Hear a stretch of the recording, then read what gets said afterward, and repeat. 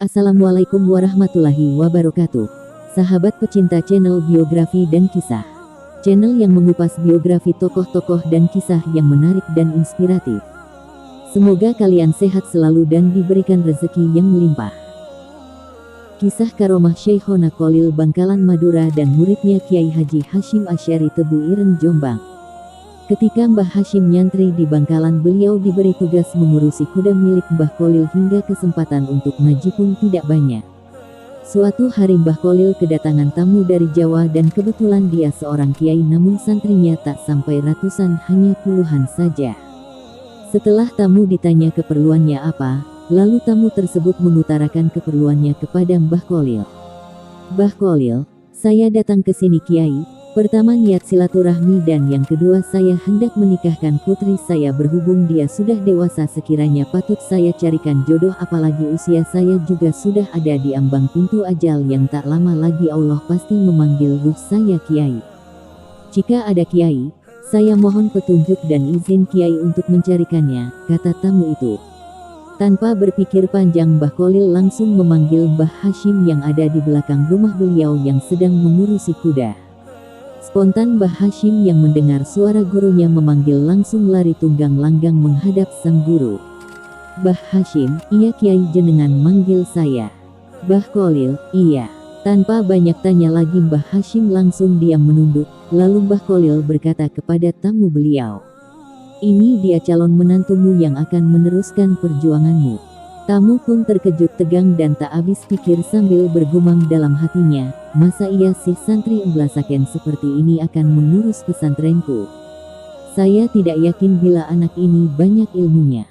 Di sisi lain Mbah Hashim pun terkejut pula sambil bergumam dalam hatinya, "Masa iya Mbah Kholil tega akan menjodohkan saya dengan putrinya ulama, yang begitu mulia dan santrinya banyak, berwibawa serta alim?" Mbah Kholil lalu menyambung dawuhnya apa yang keduanya pikirkan.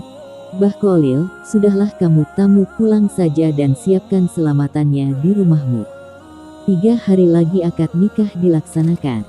Dan kamu Hashim kembali ke belakang." Mbah Hashim pun kembali ke tempat tugasnya dengan hati yang risau, pikiran kacau balau dan perasaan galau. Sembari bertanya-tanya dalam hati kecilnya, "Bagaimana saya bisa menjalani ini semua? Kenapa guru tidak memberitahu saya sebelumnya atau paling tidak menawarkannya?" Gundah gulana, bimbang, ragu dan bingung terus berkecamuk dalam pikiran Mbah Hashim. Di saat-saat seperti itulah hidayah Allah ditampakkan. Mbah Hashim teringat di mana suatu hari saat Mbah Kholil molang kitab beliau dawuh sederhana saja, "Barang siapa di antara kalian yang ingin tercapai hajatnya maka bacalah sholawat nariyah sebanyak-banyaknya, dan pada waktu ijabah sangat dianjurkan yaitu setelah separuh malam hingga menjelang subuh." Saat malam kira-kira jam 12 malam, Mbah Hashim melaksanakan apa yang pernah diucapkan gurunya itu, yaitu membaca sholawat nariyah sebanyak-banyaknya. Dan menjelang subuh beliau ketiduran, dan hal ajaib di mana dalam mimpi tidur sekejapnya beliau bermimpi bertemu Imam Al-Bukhari dan mengajarkan kepada beliau hadits sahih selama 40 tahun lamanya. Lalu beliau terbangun serta terkejut tidak percaya atas mimpinya itu. Di malam yang kedua terjadi lagi. Dalam mimpinya beliau bertemu Imam Asy-Syafi'i dan mengajarkan kepada beliau kitab-kitab fikih dari berbagai mazhab, yaitu Imam Asy-Syafi'i sendiri Hanafi, Maliki dan Hanbali selama 40 tahun lamanya. Di malam ketiga beliau bermimpi bertemu dengan Imam Al-Ghazali dan Junaid Al-Baghdadi yang mengajarkan beliau kitab-kitab tasawuf selama 40 tahun. Setelah beliau bangun, beliau terkejut dan bertanya dalam pikirannya apa makna dari semua mimpi ini.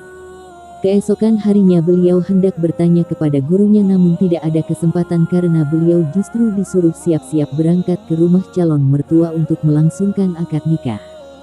Lalu keduanya pun berangkat hingga di tempat tujuan langsung dilakukan akad nikah. Selesai Mbah Kholil akan pulang ke Bangkalan. Sepatah kata pun tak ada yang keluar terucap dari Mbah Kholil mulai dari Bangkalan hingga sampai di tempat akad pernikahan. Baru Mbah Kholil hendak pulang beliau dawuh kepada Mbah Hashim lalu kepada mertuanya dan disaksikan banyak santri dan tamu undangan. "Mbah Kholil, Hashim jangan nyelewang-nyeleweng ya. Ibadah ikut yang dicontohkan Nabi melalui ulamanya dan ikutilah ulamanya Allah agar selamat. Allah pasti bersamamu. Lalu Mbah Kholil pun berkata kepada mertua Mbah Hashim, jangan ragu dengan Hashim, dia sudah ngaji 120 tahun lamanya. Baik Mbah Hashim, mertua dan para tamu tidak begitu paham serta kebingungan menafsiri dawuh Mbah Kholil karena mereka pikir ini tidak masuk akal, kapan ngajinya sampai 120 tahun sementara usia beliau belum sampai 50 tahun. Lalu Mbah Kholil pun balik ke Bangkalan. Esoknya Mbah Hashim diuji mertuanya sembari ingin membuktikan keilmuan menantunya yang dikatakan gurunya itu. Dan beliau pun dengan agak gugup berada di masjid sementara di tempat yang biasa mertuanya duduk sudah disediakan 2 kitab tafsir dan hadits, sudah disiapkan ujian membaca kitab. Nah, keajaiban pun dimulai tanpa harus menengok apalagi memegang kitabnya. Mbah Hashim langsung membaca dengan fasih dan hafal di luar kepala serta membahasnya layaknya masyaikh yang sudah kenyang dengan segudang ilmu, tak satupun ada yang salah. Ustadz dan santri senior yang tidak yakin dengan kemampuan beliau pun menjadi takjub, begitu pula mertuanya yang mengintip dari celah jendela rumahnya pun ikut takjub. Dari hari itu hingga seterusnya Mbah Hashim lah yang molang semua kitab-kitab klasik yang tebal dari berbagai cabang ilmu agama Islam. Itulah beberapa karomah Mbah Kholil kepada Mbah Hashim dan masih banyak lagi karomah-karomah beliau kepada santri-santri beliau yang lain. Wallahu a'lam bishawab. Semoga Allah senantiasa mengalirkan tetesan-tetesan barokah dan manfaat dari beliau-beliau ini kepada kita dan anak cucu kita sehingga kita tetap berada di jalur Ahlus Sunnah wal Jamaah. Lahumal Al-Fatihah.